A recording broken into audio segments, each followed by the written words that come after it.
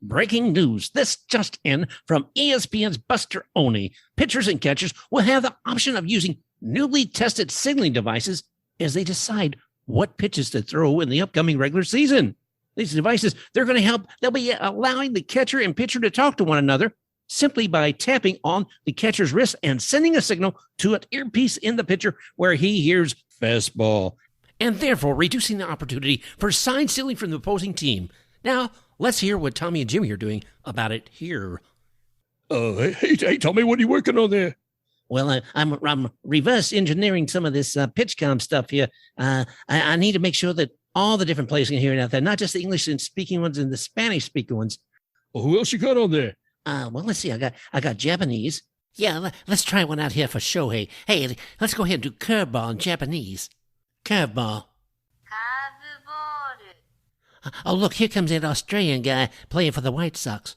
You mean Liam Neeson? Yeah, let's go ahead and try it with him. Okay, Liam, I'm going to put in here curveball inside. Curveball inside, mate. Good day. I think I still have some works to do here. Yeah, I'd have to agree with you on that one, Tommy. Now I've got a hankering for some shrimp on the barbie.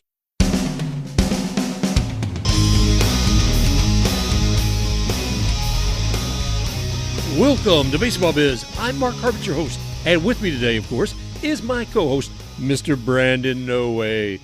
How you doing today, Brandon? I'm doing great, Mark. How about you? I am so happy these days, man. It's seen the conclusion of spring training. A little shorter than we're used to, but it's coming to a conclusion today. Yeah, thankfully. I mean, I didn't watch as much spring training as I probably should have. I probably shouldn't be admitting that on the show either, but you know, it's spring training. The real stuff happens probably when this is airing. People can be watching opening day. Yeah, we'll talk a little bit more about that in the show. But right now, I want to talk about that PitchCom technology that Tommy and Jimmy were fiddling around with. Have you seen what that's all about? Yeah, I mean, this seems like it came together really quick, didn't it? They've only really been testing it 2.5 weeks. Yeah, it was like magic, man. Just popped up out of nowhere. I was surprised to see it. I mean, you know, MLB came out with something completely new, and it was something that was embraced both by the players and MLB. And that's always something to applaud, I suppose, but not expected. They sent a memo, MLB sent a memo out Tuesday, you know, advising the teams how to use this technology where they got like a little headset or at least an earpiece for the pitcher to hear whatever the catcher's calling. The catcher's got like a little wrist control, and he just taps it, and you know, it's like fastball, curveball, and then without ever speaking, then the pitcher hears that command, goes fastball, you know, whatever. Can we maybe engineer it to have, you know, some insults in there as well? Ooh. Like you give up one of those bombs home runs, and it's like, wow, you suck. Something like that. I love that. I love that, man. So, and, you know, it's a little bit of instructional advice to the pitcher as well. Not just, you know, you suck, but are you effing kidding me? No, it was, what was it in Bull Durham? Remember how Kevin Costner, he's out there trying to give signals to the new young man who's the pitcher, who's just so enthralled with himself. And then he tells the batter what he's going to pitch. Anyway, I digress. But the thing of it is, you can keep your secrets now. But I was surprised about this because, what's the impact? The impact is you probably won't hear Brian Cashman crying as much about sign stealing. So I guess that's a good thing. And no trash cans, because basically it's a secret.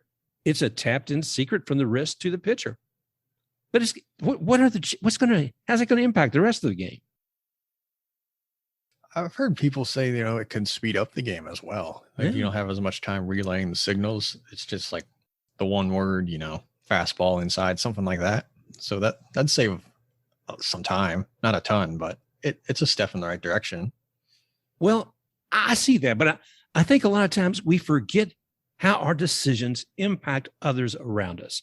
And in this particular case, I'm thinking, okay, Mike Zunino was using this in spring training last week, and he's used to having, you know, some little lime nail polish on there so the pitcher can see his messages a little back and forth a little better when he's sending a signal. So, you know, maybe the nail polish industry might take a hit from this, and a little bit of a fashion statement for Zunino. Will he continue to wear, you know, the lime green nail polish?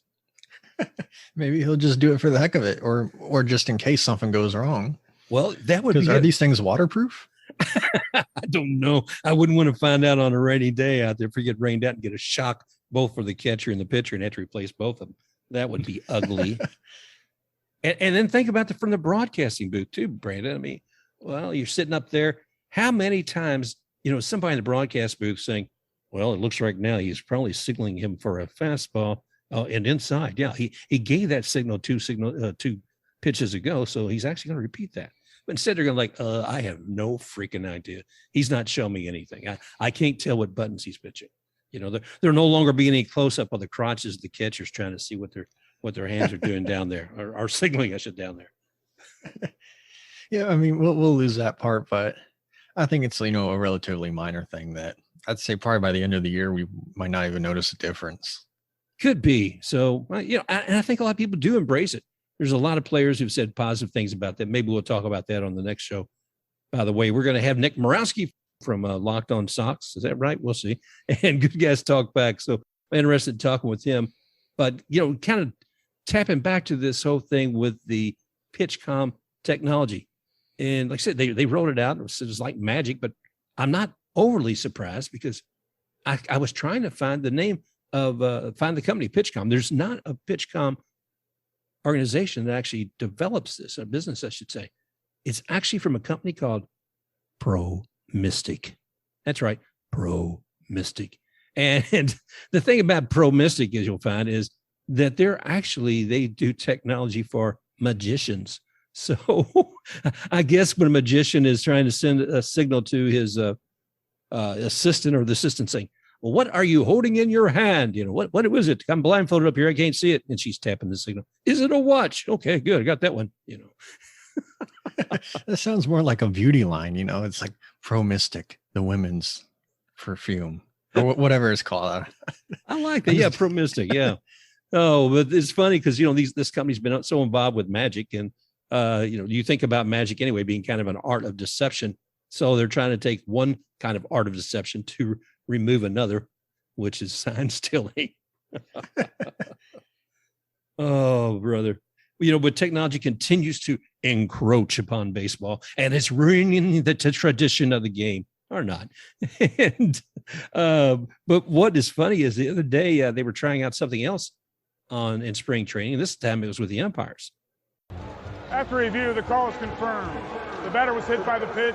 The Los Angeles Angels lose their challenge. Whoa. So, okay, the other day, what they have now is that the umpires can actually speak out to the stadium. And by that, I mean, imagine if you're at an NFL game and there's been a penalty on the field, and you look out there and there's the umpire with his hands on his hips and stating, number 33 offensive foul for this and 10-yard penalty. when now it's going to be like, okay, he got hit by the daggone ball. I don't care what the other coach says. Take a freaking base. My request, I mean, I know I'm very needy today. We need somebody like the NHL ref Wes McCauley, where he really gets into the calls. Like he'll after a fight, he'll turn his mic on after they put everybody in a box, and he'll be like, 5-minute majors each for fighting. Like he'll get that and you're really excited, and he'll do the punching thing. He gets so excited about it. So let's get some entertainment in there as well. Well, absolutely. Again, this can be adding one more dimension to the game. We're all about making baseball fun with one baseball. Why not, man? Hey, maybe these guys have a personality too. You can show it. Yeah, that'd be nice. Especially now that Joe West has retired and is taking all his country singing with him. So we'll see what comes with it. If a guy was thrown out at home, he could sing his number one hit out at home. Okay, Joe West, we love you. We miss you, but hey, we're still going to hear from your brethren in the stadium now with those mics. But now let's take a little closer to home, Brandon, and what's happening here with some of the trades.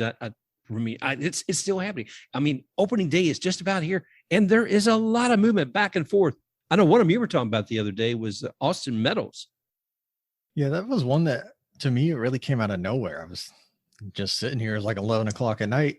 I think it was Passon I saw that tweeted out Meadows traded to the Tigers. I was like, well, okay. It's not something that I really expect it. I didn't even really hear any rumblings of him being traded either. Yeah, I was a little surprised at that. I mean, some of his numbers dipped a little bit. And if you look in postseason, both he and Brandon Lau, I think they dropped a bit, didn't they? Yeah, they did. The past couple seasons in postseason, he's at 88 at bats, and he's only hitting 145 with 30 strikeouts. The slash line is 145, 193, 289. So a bit to be desired. But I mean, during the regular season, he's actually been really good. You know, at the plate, he's really good, but in the outfield, he's not the greatest. Well, what have we seen during the regular season from him? What kind of results?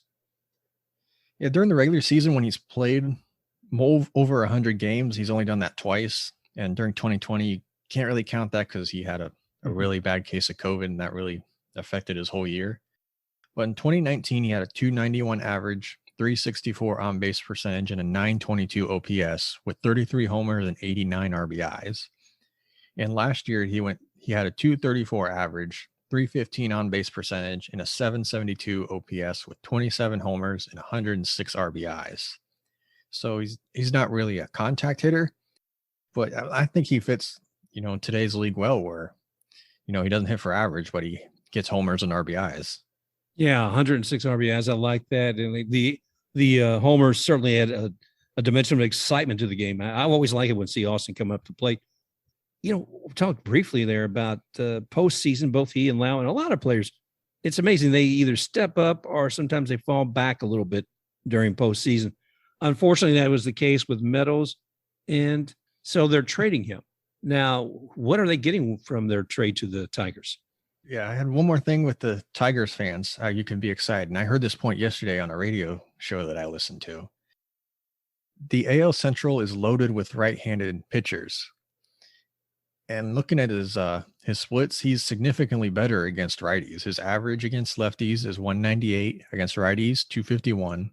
On base against lefties 270, righties 336.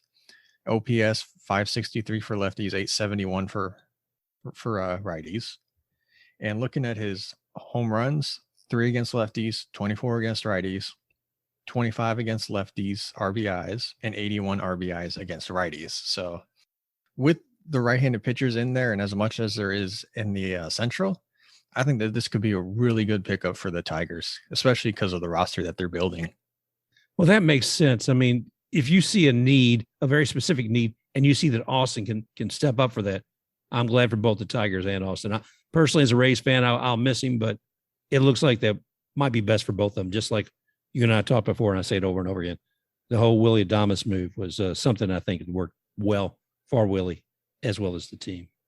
But man, so with Austin leaving, what do we get? What are we getting? What are the Rays picking up? All right, so they also got a draft pick. It was like a compensation pick, and that's scheduled to fall between the 3rd and the 4th round. Okay. And they're also getting Isaac Paredes. He's a third baseman, shortstop, second baseman. And from the sounds of things, he struggled to get playing time in the majors up in Detroit. And over 2 years, he's played in only 57 games, going 215 average, 290 on base, and 592 OPS with 35 strikeouts, 18 walks, 2 homers, and 11 RBIs. Well, you know, and that's interesting to me, Brandon, because you're looking here. You said the gentleman Paredes plays third base, shortstop, and second base. I can't see where he'd get any time as a shortstop unless he's magnificent. When you think about Brujan and Taylor Walls behind Franco, and then if you look third base, you got Yandy Diaz, and 2 of those guys could also. We're talking about Walls and Brujan could be playing there. First, that's pretty much choice territory. Occasionally you see Yandy Diaz there. So what do you think is going to be happening with Paredes? Will he actually be a starter anytime? I mean, I don't think so. I think this move was more to free up the space to bring up Lowe. And, you know, looking at what he's done in the minors, he's been really good. And he might be as good or if not better than Meadows. And looking at Paredes, I can't pronounce names right correctly. So we're sorry, Isaac. Yeah, my bad, man. But I mean, I don't know if he's really going to get playing time here much either, like you said, because I don't think he's going to be a starter at shortstop. And you got Walls and Brujan ahead of him. I don't really see where he's going to get the playing time unless he and the draft pick. And I've heard, people float this idea out there. They could use those two as sort of a chip in another bigger trade. Yeah, I see that as likely. I know a guy from Ball Cap Sports was reporting on this the other day and said, he can't see it as anything but great for the Tigers and seeing that actually taking advantage over the Rays. But, I don't necessarily feel that way because I know when it comes to sitting across the poker table with Erik Neander, you may think you know what he has in his hand, but he's already there sometimes. Or more likely, I should say, like playing chess with Neander. And he's already thinking not only one or two moves ahead, he's 3 or 4. And I'm sitting there thinking, oh, maybe I can get to the next step. Now, I'll move one pawn, and he's already seen how he's going to checkmate my king. So the thing I'm saying is that Erik Neander, when it comes to making decisions about the Tampa Bay Rays, he is very strategic. He has had a great record of what he does. And sometimes people look at him and say, what in the heck are you doing, Erik? And then they have to say, oh, a couple of months later or whatever, and say, oh, I see. That makes sense now. Yeah, I know we've done that plenty of times, me included, and feel free to make fun of me, but it does happen from time to time. And I eventually learned after about 22 years of watching this team. But yeah, they never make a move just for the sake of making a move. And, sometimes I wish they would make more moves, like last year with the pitcher. But I digress. The Rays, they never really seem to lose the trades, and I've heard, Tiger fans be concerned about that because, the Rays, they don't lose trades. Like, they made a deal with the devil to never lose trades. But it's something that I think, this could be a win-win for everybody. The Tigers, Meadows, how the splits that I gave them and the reasons behind that. I think that could be a good trade for them. And whatever the Rays do with this, whether they trade the pick for a bigger piece, or if Paredes ends up being a good rotational guy that they can put in there every once in a while. Yeah, I'm really curious to see that because as you and I were talking about, I don't think you'll see any shortstop time. You look at shortstops overall. It's been interesting to see. I think you and I were talking months ago saying, well, are there going to be shortstop free agents coming up for the 2022 year? It's like, oh yeah. I mean, I'm thinking right off, there's 5 that just, blew my socks off when I realized that they were all hitting free agency at the same time, or were going to at least be up for contract at the same time. And we're talking about former Astro, Carlos Correa. Wow. Did you think he'd wind up with the Yankees? I thought it would be like the Yankees or some big team. I thought the Yankees would have been good because of all the, accusations they've thrown at each other back and forth, the words. I thought that would have been great. Yeah. I mean, because you think of it, who was it? Donaldson, who made comments about Garrett Cole and sticky stuff. And now he's a Yankee. And I could just see it if Correa was on that dugout too, but no. And I thought, well, maybe he'll wind up with the Tigers. There was some talk, I think, there too, because his old coach, AJ Hinch, I believe, would have been the guy to set up with that, if I'm correct. And if I'm not, yeah, you're right. I thought that'd be a heck of a move, to be honest. It'd be kind of under the radar like the Twins, but I think it'd be a really good move. Yeah. Let's see. Who else was out there? So he's wound up with the Twins. And I'm sure they're going to see some really great things with him there in place. I think let's see quickly, where did they wind up at the end of in the AL Central last year? Let's see. They were at the bottom, man. Their win-loss record was 73 wins and 89 losses. That's like 451 percentage. Oh my gosh. So they need help more than just about anybody. And I'm sure Correa will bring a lot to it for them. Yeah, the Central to me, and we're kind of jumping around, but this is going to be an interesting race to watch because we're pretty sure that the White Sox are going to be good again this year. But what are the Tigers and the Twins going to do? The Twins, like we said, they just got Correa. How much could that propel them forward? And the Tigers, they're bringing up their younger guys. They're getting a little bit better, more momentum. What do they do this year? Could they surprise people, or could they be one of those teams that, hover around 500 like they have the last couple years or so? Well, they may have, I don't know, may have surprised some people. It certainly did me.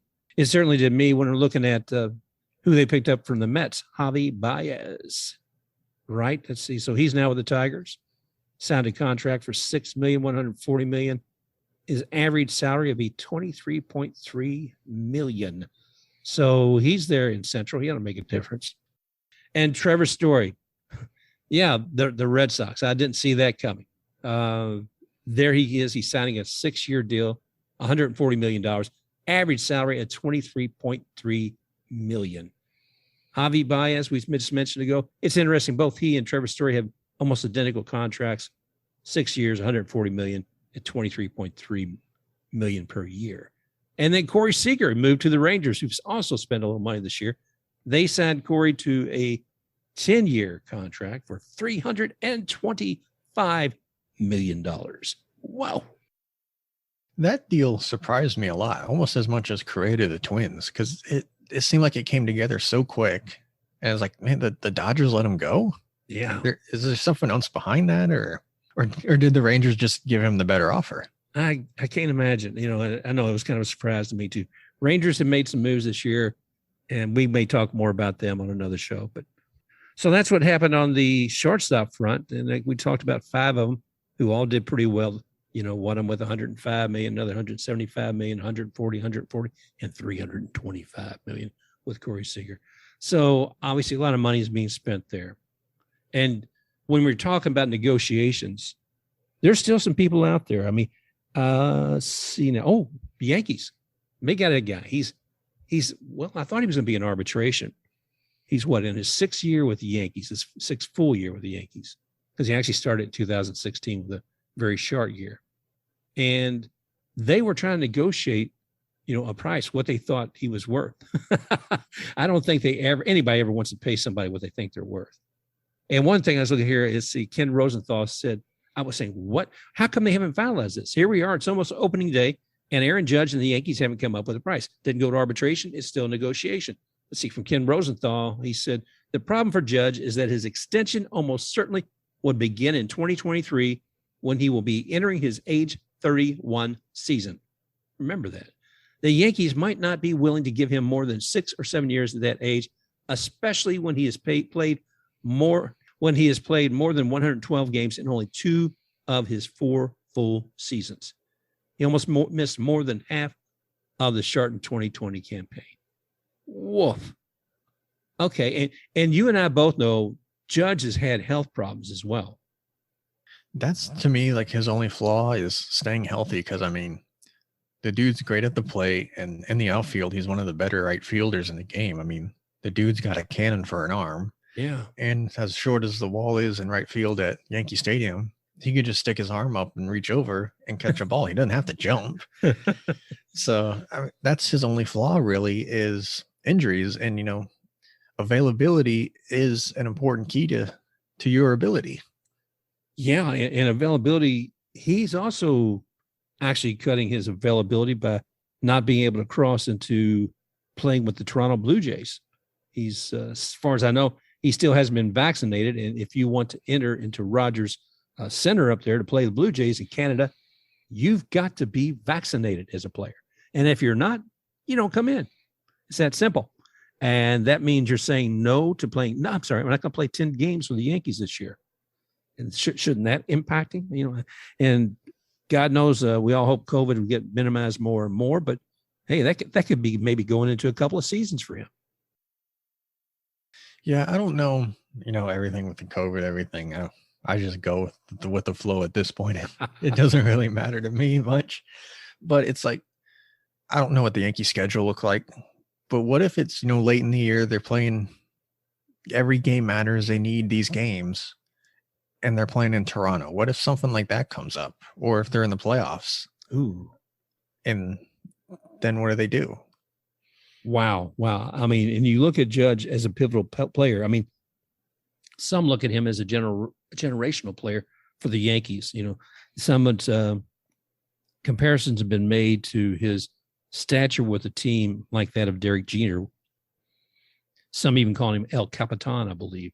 But that's not actually an official designation for the Yankees, but that's the way a lot of fans seem to. They see him as a lifelong Yankee who will live and die in pinstripes. Yeah, he does seem like he is a Derek Jeter in a way. I mean, Derek Jeter, I hate him as a player, but I thought he was a really good guy. And, Judge, I hate him as a player because he plays for the Yankees. But, that's like his only flaw, really. He doesn't really do anything much. He just minds his own business and plays the game hard. Yeah. Yeah. It's interesting. I mean, he's fun to look at. It's fun to watch. And right now he's fun to talk about.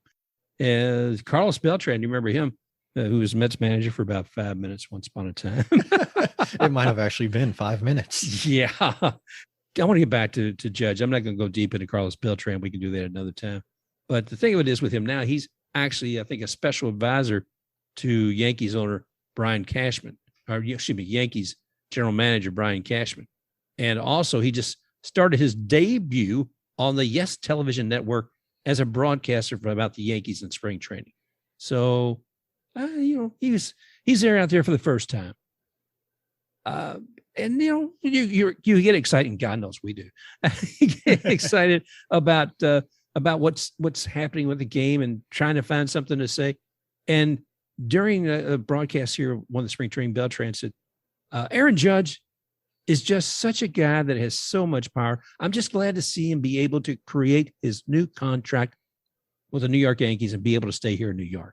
He's an incredible guy. He's a leader in the clubhouse. He's a guy that plays the game hard. I'm glad to see Aaron Judge increasing his stay here with the New York Yankees. Aha. Okay. Brian Cashman, the GM, said, what? What? I'm sorry. I haven't heard Mr. Beltran's remarks. And, that's not the way I see things necessarily. In the beginning, before he said, talking about him extending his stay, I would have thought that he was saying, he's happy that he can, negotiate a contract for himself, that he's put himself in that position, that he's not like, a guy that they plan on letting walk at the end of the day. That's the way I took it. And then he threw in extending his stay as a Yankee. And then it's like, oh, maybe does he know something that we don't? I think he was looking for some rays of sunshine and looking for something positive to say on his first day broadcasting with the Yes Network. And I wish him all the best. But like I said, I know, God knows, I've said a few things I wish I never did on the show, but I wish him well. And it looks like that's the way it's going to be. Let's see. Okay, here's the kind of premise for some of that. Previously, Judge had requested that all extension talks cease by opening day. Cashman declined to say if the Yankees have already made their proposal to Judge. We will have all business concluded by opening day, Cashman said. It's either going to be an arbitration setting or it's going to be a contract. So I have nothing further to add. And so goes the soap opera of Aaron Judge and the Yankees in a contract. Maybe if they don't re-sign him or he holds out, they can bring in Brett Gardner again. Oh, yeah, Brett. Brett, he's an ancient Yankee who still wants to be there on the roster. I'm still not sure where that's at, what's happening with that, so we'll see. Well, Brandon, looking outside of the Yankee universe, talking with people who aren't directly involved, but who have an insight when it comes to law and contracts and sports. I talked with this one fellow. He's a professor and a lawyer, and he was telling me, he said, well, what's happening here? I know you enjoy sports. He says, well, Mark, he says, doesn't look like either side's going to go to arbitration. He said, what they're trying to do is negotiate a $275 million extension that includes this arbitration season to keep Judge in a Yankee uniform for the rest of his prime. And see, to me, that's a key point to his prime. We don't know what that's going to be, especially with the injuries. He said, Judge set the April 6th deadline because he doesn't want negotiations to affect his season. And my friend went on to say, if they can't reach an agreement, I imagine they'll split the difference on the season's arbitration figures. Then I think Judge becomes free agent. But the New York Yankees, he said, correctly believe he is a face of the franchise guy. If only the Nats felt the same way about Juan Soto and were willing to pay him $400 million plus. Said he will command, because Soto, he was talking about, would do much better on the open market. So we'll see what happens. Well, continuing on with this soap opera with the Yankees, one of the things we keep hearing about this past week was sign stealing. And there's a couple of things. One, Cashman complaining about it, and Carlos Beltran owning up to it. Excuse me. When Beltran was interviewed this week, he said, a lot of people always ask me why you didn't stop it. He said, my answer is this. I didn't stop it the same way no one stopped it. This is working for us. Why are you going to stop something that is working for you? So if the organization would have said something to us, we would have stopped it for sure. At least he's owning up to it. And I'm sure it helps that he's one of the few that actually got punished because of it. Good for him for at least owning up to it in a way. Yeah. And the thing was there was a letter that went out to the teams, and Carlos said that letter was never communicated to the players, I guess, or the managers or coaches. So they continued on with what they were doing. And you had to believe front office knew what was going on. The challenge for Carlos Beltran was this. When this happened and he was a player, everything was being said, well, if you come clean, no players will be punished. No punitive action will be taken. Okay, that's fine. And then Carlos Beltran, he goes ahead, if you will, graduates from a player to he was a manager for the Mets. And that lasted for about 5 minutes, didn't we say? Yeah, and I don't really buy the idea that, the organization or front office didn't know it, because, if you just pay attention to sports, those organizations and front offices, they know everything. Oh, yeah. And they only, really choose to do something about something if it gets out there and it can affect them, like PR wise. Well, which, that sucks, but that's the way, life works, I guess. Yeah. And it's obvious because there wasn't union representation for the managers. You saw Alex Cora, who kind of stepped up and said, I'm going to be out of here, but he wound up getting suspended for a year. AJ Hinch got suspended for a year, and Beltran, as well. It was so he could no longer be managed for the Yankees, even though he was a player when it all happened. Oh, I'm glad I don't have to live and breathe by all the things that they do with this. Yeah. Okay. So, Beltran took it on the chin. He's associated with the Yankees now as far as being a broadcaster on the YES Network, and something loosely saying he's an advisor to Cashman. I don't know what that's true or not, but the sign stealing saga continues, and not just from the pain that the Astros caused all MLB teams, but Brian Cashman of the Yankees, he took it to a whole nother level, didn't he? Yeah, he came out a couple days ago, and I think he was upset about people saying that they haven't made it to the World Series since 2009. And he was talking to The Athletic, and he said, quote, "The only thing that stopped us was something that was so illegal and horrific. So I get offended when I start hearing we haven't been to the World Series since 2009, because I'm like, well, I think we actually did it the right way. Pulled it down, brought it back, drafted well, traded well, developed well, signed well. The only thing that derailed us was a cheating circumstance that threw us off. Good thing that the only year that they went all in the World Series was 2017. Am I right?" Yeah, I'm sorry. Come on, guys. You, if 2009 was the last one, I don't think everybody's been banging trash cans since then. And right now, I think that the Yankees still have to worry about a letter that is sealed by the U.S. Second Court of Appeals, trying to find out some things were said about the much hyped MLB sign stealing letter. Oh, that's a whole other thing. So it sounds like Cashman's living on two sides of this equation. One, complaining about how sign stealing has been going on. And two, we don't really need to see that letter out there, which may have some insight about potential sign stealing with the Yankees. You also could have helped out in 2020 when your all-star closer, Aroldis Chapman, didn't give up a homer to Mike Brasso in the 8th or 9th inning, whatever inning that was. And they only scored one run that game. So that could have helped as well. Jeez. But the letter probably won't say much. How sexy would it be if it came out and said that they were cheating too?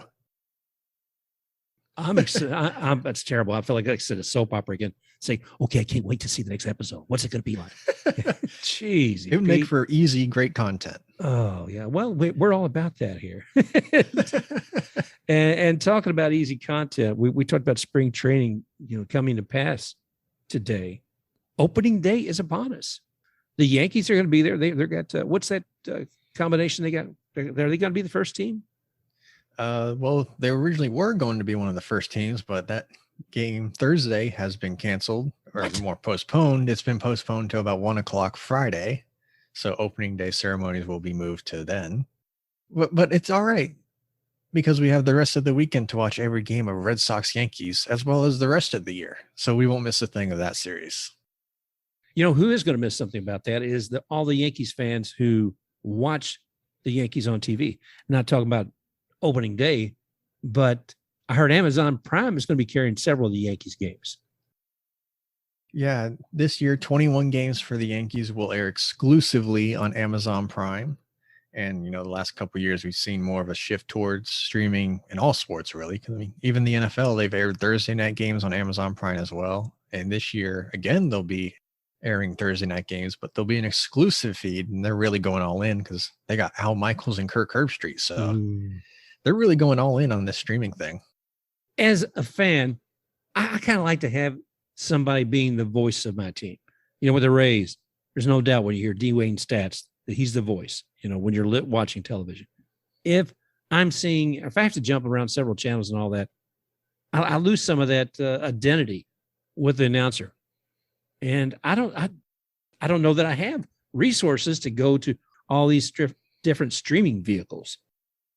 Yeah, it looks like it's kind of tough, especially because there's different streaming options you have with MLB. You have MLB TV, YouTube TV, Apple TV Plus, Peacock, where they're airing 18 Sunday games, and Hulu. And, I've said that I've watched only really on TV those games, and I haven't really streamed outside of the YouTube games last year. But in this offseason, I've discovered I had more options where MLB TV, they air like a free game every day. So you can watch something there, and it's usually out of market. So you get to hear their broadcast as well. And Hulu has a game as well during every day, and it's different than the MLB TV game if you have ESPN Plus or Hulu. Wow. So that's something I'm excited for because, one of my things this year is I want to watch more out of market games. I tend to just watch the Rays every night, but I want to watch more of the out of market games. So I have a little bit more credibility with what I'm talking about here. Well, I'm looking forward to it. I just got to figure out how many of these I'm actually going to be able to and what all I can afford to subscribe to. Let's say, have you ever watched any sporting events on TV before? I tried to. Streaming, you mean? Yes. Yeah, I tried to stream the NCAA, game of the night, and it worked for a bit, and then it didn't. And some of that may be on my cable provider or my Wi-Fi internet provider, or my ability to figure out how to use the technology.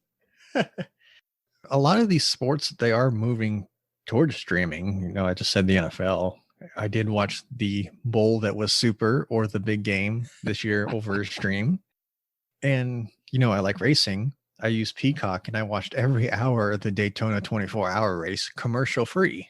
I didn't watch it nonstop where I just sat there the whole time, but I had it on TV all day and I'm watching racing all day and night, which was actually really cool. Yeah, I love that, man. I could go into the room, make a sandwich, and come back and sit down, or take a nap for a couple hours and watch. That would have been neat, man. Why didn't you invite me over? I would have brought the chips. That would have been fun. We can do it again next year. Okay, man.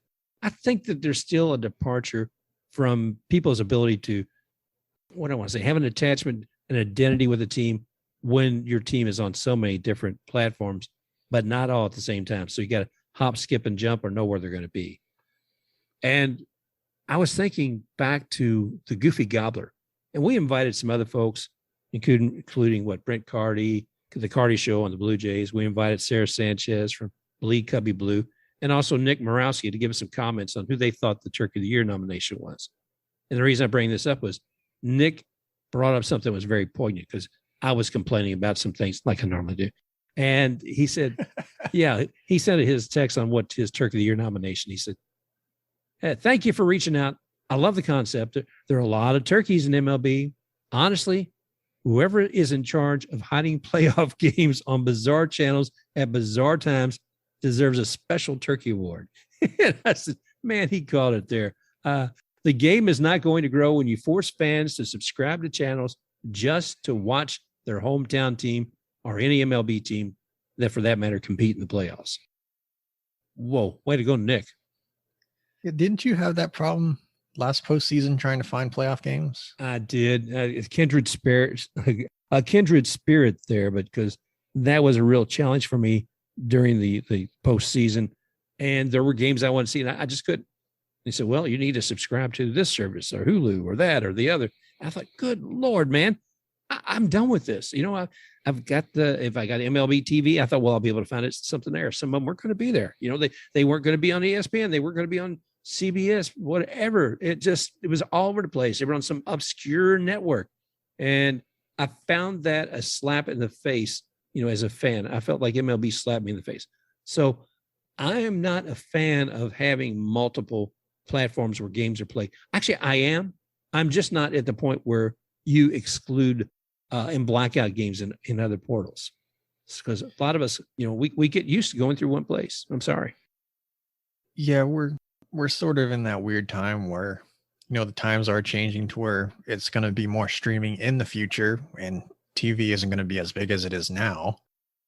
I think it'd be like common sense to put your big games on cable TV where more people can access it, because not everybody gets FS1. Like, I mean, trust me, I'm a NASCAR fan. They always put their races on FS1 a lot of the time, and they have a race there this weekend.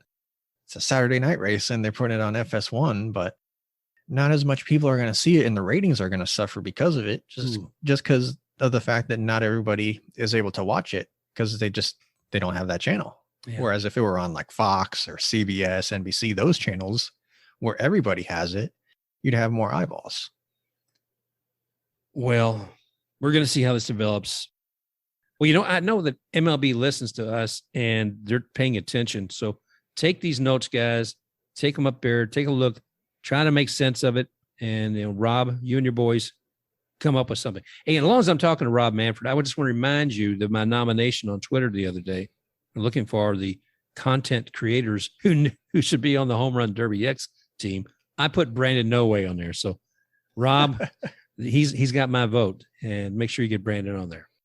Well, I appreciate it. And to MLB, we don't charge for ideas the first time, but you know, from here on out, if they want to take our ideas, we're going to have to charge you. That's it. Okay. Well, any other good news? Anything popping on the radar? Oh, I don't think I mentioned it if I skipped over it. But good news, Guardians fans. Third baseman Jose Ramirez, according to Jeff Passan, has re-signed with a 5-year, $124 million contract extension that includes a full no trade clause with this year and a pickup of a 2023 option. So it looks like he's going to be sticking around for a little while longer. All right. Well, with that, boys and girls, I want to thank you all for joining us here with yet another edition of Baseball Biz. And Brandon, can you take us out the front door? Yeah, everybody, thank you for listening once again, and enjoy opening day festivities this weekend. I know it'll be exciting, and remember to come back to us again next week where we can talk about it again. And remember to like, rate, review, subscribe, spread the word about us. Tell your friend, dog, anybody who likes baseball, or even they need someone to listen to. Tell them and suggest us. And remember, you can follow Mark at The Baseball Biz, and I am at Sports Splits Pod. And we'll see you again next week. I'm glad you did the ads because I always get yours wrong. But I tell you what, and there's a guy, just a quick flash in here too, Nick Morossi. We're actually going to have another show probably here with Nick this week. So he's from Good Gas Talk Back, and we'll be talking about the White Sox. So thank you again. Myself along with Brandon say thanks, and we'll talk with you all real soon. Special thanks to X-Take RUX for the music rocking forward.